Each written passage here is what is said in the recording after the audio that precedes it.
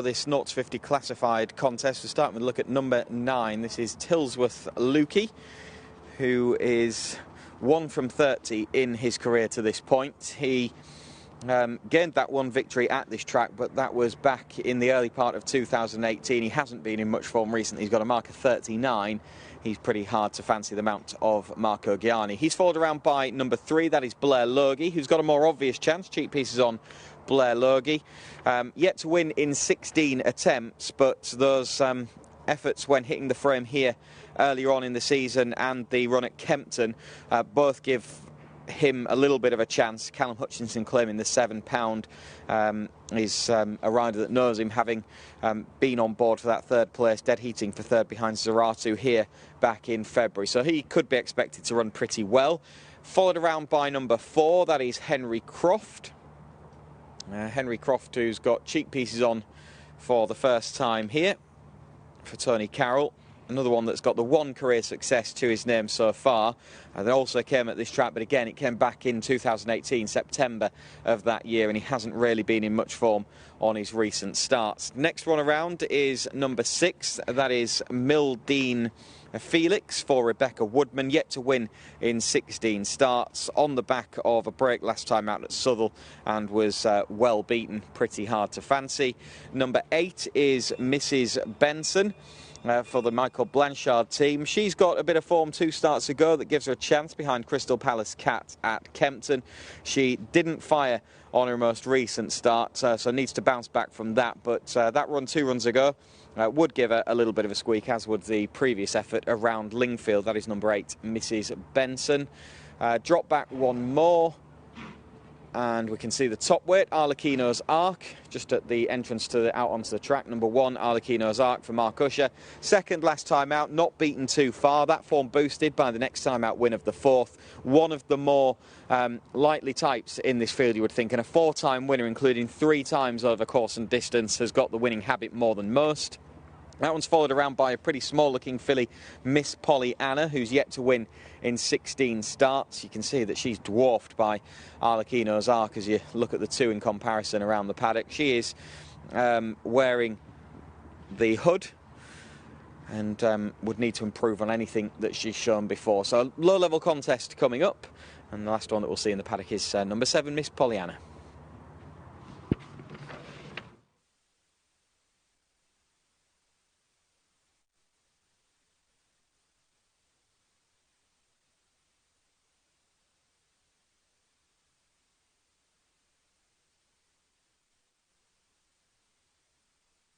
This is Benson 15-2, Mildine Felix 8-1, and being supported 10-1 about Henry Croft and Jeanette May, Zahira 25-1, 28-1 bar those for this low grade affair. Let's see them in the paddock.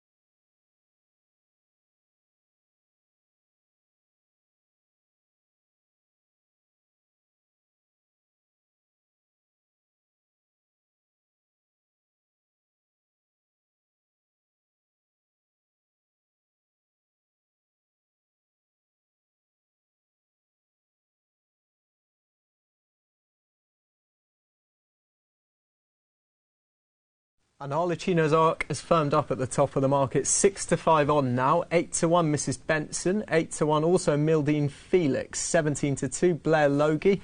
Henry Croft, 9 to 1. Jeanette May, 10 to 1. Art of America, 25 to 1 with Zahira. Tillsworth Lukey, 28 to 1.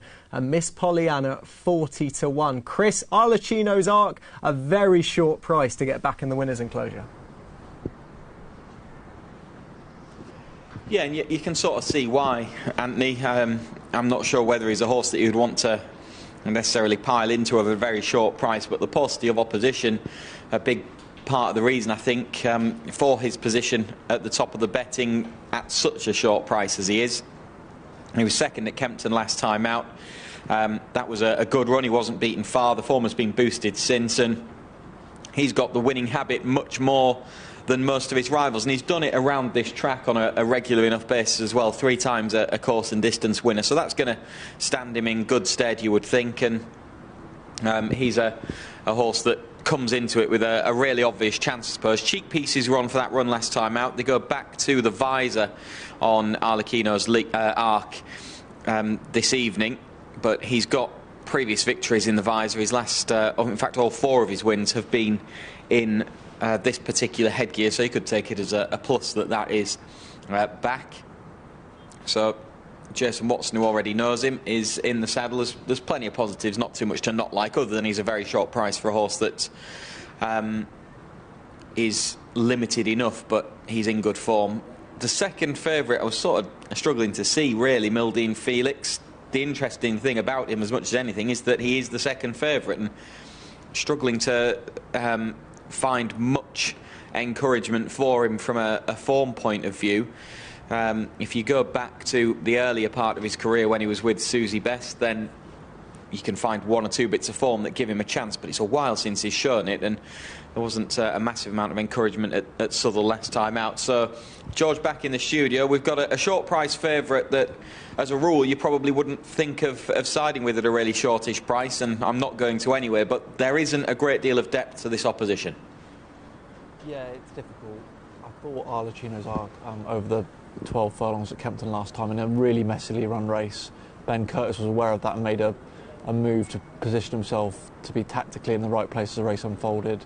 Cinzento did well to win under the circumstances, and that I can see why they've sort of reached for going back to the visors from cheap pieces, dropping back in trip, so it might just help him concentrate a little bit more.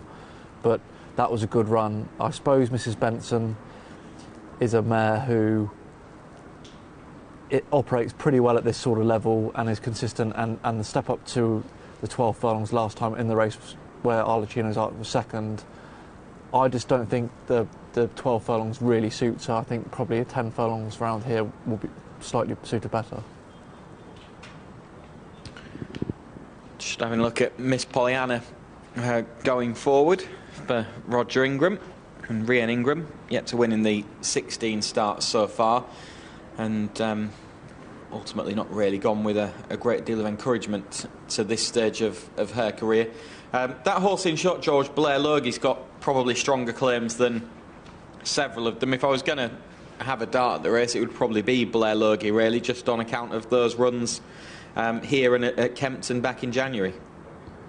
Yeah, and I think I know Anthony's very keen on Blair Logie. Thinks that the sort of his form is a bit stronger than what this race is unfolding. Cartem obviously was well beaten last time over the course and distance, but that would indicate this is a definite grade drop and an easier assignment for sure.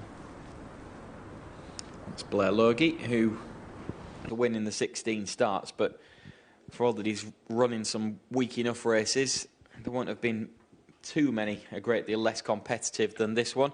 That is the mare Zera going forward. Whether or not she's going to stay, I'd have my doubts. Arlecchino's Arc is going to be one of the last to go forward. Henry Croft is one of the previous winners. He's yet to go in. Cheek Piece is gone for the first time. Luke Morris is taking the ride. He's already teamed up with Tony Carroll for 1 success this evening. Luke's already had 2, so he's looking for a treble on the night. And after Henry Croft has gone in, there'll just be 1 left, and I think that will be Mrs. Benson. So just about set. Let's get Derek Thompson to call them home. The favourite, Arlecchino's Arc, the red-hot favourite, Arlecchino's Arc, and Jason Watson to go into one. For the support, the Injured Jockeys Fund Classified Stakes. 10 runners, mile and a quarter. They're off. Here we go, and they're off and racing, and all of them well into their stride. The favourite broke well from the inside stall, Arlecchino's Leap. Keeping that one company is Mrs. Benson. Here comes Mildine Felix. Towards the outside in the yellow colours, Art of America, and ridden along towards the outside, Henry Croft. So sorting themselves out at the end of the first quarter mile, passing the stands with a circuit to run. It's Art of America from the outside, Henry Croft. On the inside is Mildine Felix. And behind this comes Zamira. Then just running a little bit wide there in the pink and white is Jeanette May. The black and red braces of Blair Logie. The favourite in the dark green colours towards the inside in about 7th place at the moment. Tracking this one is Mrs. Benson as they swing into the back straight. Then comes Tilsworth Lukey, and the back marker is Miss Pollyanna. That's the 10 runners as they go down the far side with 6 furlongs left to run. In this, the support the Injured Jockeys Fund Classified Stakes. In the yellow colours, Art of America. On the outside with the sheepskin noseband, that's Henry Croft. On the inside is Mildine Felix. Then towards the outside in the pink colours, that's Jeanette May. Just between the two horses in the maroon and light blue is Zahira. Tracking this one towards the inside is the favourite, Arlecchino's Arc. The black and red colours of Blair Logie. Here they go, swinging out of the back straight. Just over 3.5 furlongs left to run. The field quite tightly grouped, and Art of America leads them back towards us. In second place in the crossbelts, Henry Croft. Being ridden along to try and get a good position is Jeanette May towards the outside. Then towards the inside, we've got Mildine Felix. Then behind this one comes Zahira. Then in the black and red braces, Blair Logie. I'm looking for the favourite, Arlecchino's Arc. He's trying to weave his way through, but he might have traffic problems here. Here they come into the home straight, and towards the right-hand side, Mildine Felix comes through. On the extreme left, Jeanette May is coming with a good run. Arlecchino's Arc has now got running room. The chestnut with the 3 white legs and comes through to take it up. The odds-on favourite, Arlecchino's Arc, now goes on and looks as if he's put the race to bed. In second place is Mildine Felix. Staying on from a long way back is Miss Pollyanna, but the favourite's going to win like a favourite should. Arlecchino's Arc wins well. Photo second between Miss Pollyanna on the inside, on the outside, and Mildine Felix on the inside.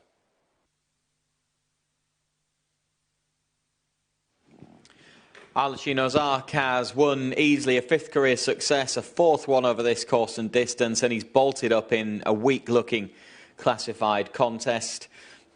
From last to second for Miss Pollyanna. She's run a little bit better for all that she's well beaten.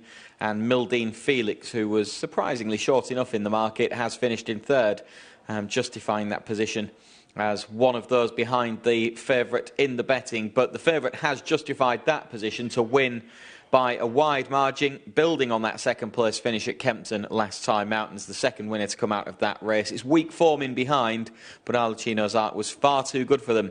Back in the visor, that may have helped him. He wandered around a little bit into the when coming under pressure just over a furlong from home, but he sealed the deal in decisive fashion, and an easy win in the end for the Mark Usher team under Jason Watson.